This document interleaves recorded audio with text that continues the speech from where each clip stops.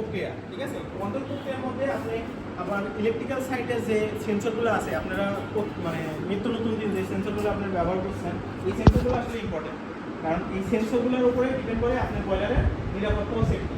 তো আমরা যেটা করি, আমরা অনেক সময় মেকানিক্যাল জিনিসটাই করি, কিন্তু ইলেকট্রিক্যাল সাইডটা টোটালটাই কী করে দেয়, অমিট করে দেয়।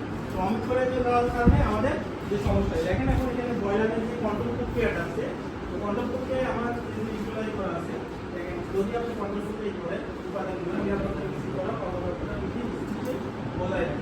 তো আমার প্রথমে আছে দেখেন সার্কিট ব্রেকার, দেখেন এটা আমার কি সার্কিট ব্রেকার, এটা হচ্ছে আমার এমসিবি সার্কিট ব্রেকার, ঠিক আছে। এই সার্কিট ব্রেকারের কাজটা দেখেন যে এটা আপনি কি কি কন্ট্রোল করবেন, burner, heat pump, control circuit, lower circuit, ignition unit circuit ইত্যাদি রক্ষা করবেন। এটা সাধারণত ছোট লোডের জন্য।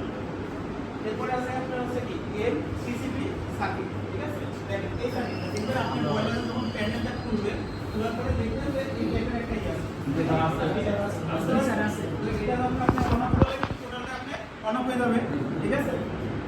এটা সাধারণত আপনি ফরওয়ার্ডের জন্য ব্যবহার করা হয়। দেখেন এখানে করা আছে যে টিভি এতে ব্যবহার করা হয়, যা অতিরিক্ত কারেন্ট, শর্ট সার্কিট, ওভারলোড ও ফন কারেন্ট থেকে ইলেকট্রিক যন্ত্রপাতি সুরক্ষা করে। বয়লার প্রধান বৈদ্যুতিক সংযোগ হাই পাওয়ার হিট পাম্প থেকে lower fan circuit, auxiliary coil ইত্যাদি বিভিন্ন কাজ হতে পারে। এটা বড় লোডের জন্য, বুঝতে পারছেন। তো এই যে সার্কিটগুলো দেখতেছেন, আরো আছে দেখেন মানে আমার চিন্তা ভাবনা হচ্ছে আপনার যে সার্কিটগুলো আপনি বয়লার চালাইতেছেন, আপনার ওই বয়লারের কন্ট্রোল প্যানেলের মধ্যে কি কি সার্কিট আছে, কোনটার কি কাজ, এটা আপনার জানা উচিত, ঠিক না। তাহলে এই জিনিসটা আপনি জানাইতে হবে। এরপরে যেটা আছে আপনার ডিসপ্লে, আপনার যে ডিসপ্লেটা আছে, ডিসপ্লেতে কোন সুইচের কি কাজ, ঠিক আছে, কোন সিগন্যাল, সবুজ হলে কি আপনি সিগন্যাল